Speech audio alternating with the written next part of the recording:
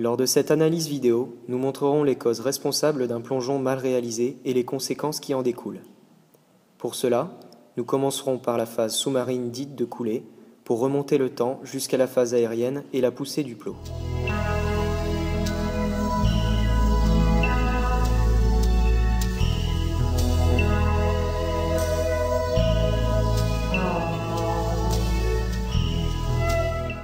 Ici, nous observons une trajectoire globale de sa coulée en forme de cloche inversée.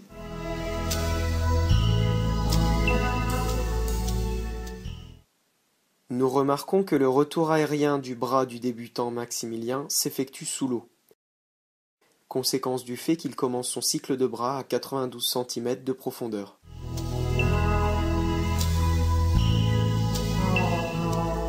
Au milieu de sa coulée, le corps de Maximilien n'est plus hydrodynamique.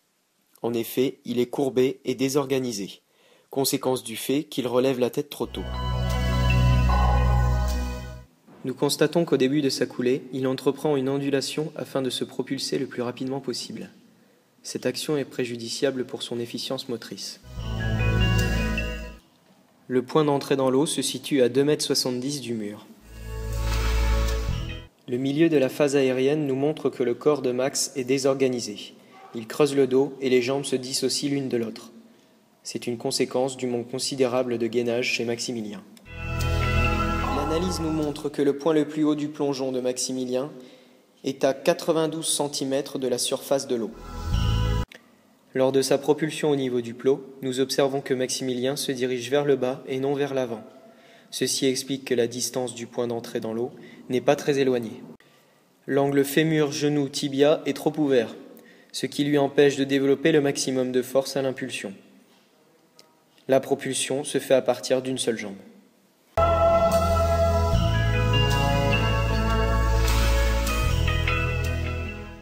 À vos marques.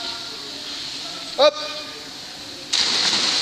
Il est à noter que lorsque nous parlons du temps de réaction, nous parlons du temps compris entre le signal sonore et l'entrée dans l'eau.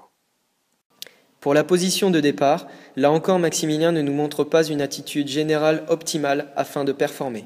Il est debout, non réactif au signal et son bassin est tourné vers l'entraîneur, non dirigé vers l'avant. Passons maintenant au niveau confirmé, David. Contrairement à Maximilien, avec une trajectoire en cloche inversée, la trajectoire de David est linéaire à partir du moment où il entame sa remontée. En fin de coulée et contrairement aux débutants, David est toujours en position hydrodynamique. Alors que Maximilien n'était déjà plus gainé, David entre en phase de glisse tout en restant en position hydrodynamique. En effet, il n'y a aucun mouvement du haut du corps, les bras, la tête, les épaules et le buste sont fixés.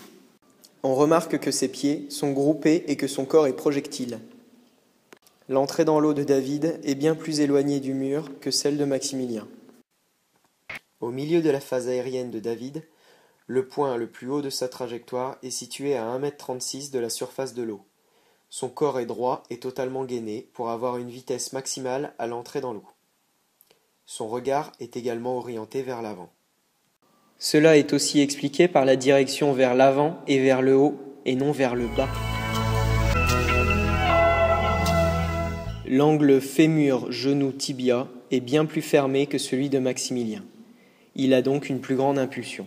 Tout cela est la conséquence d'une poussée bien plus importante que celle de Maximilien. Vas-y, go. À vos marques. Hop! Le temps de réaction de David est de 1 seconde 284, donc moins important que celui de Maximilien. Cela est dû à une position optimale de départ afin qu'il soit réceptif aux stimuli. Il est dirigé vers l'avant, prêt à bondir et engage son déséquilibre.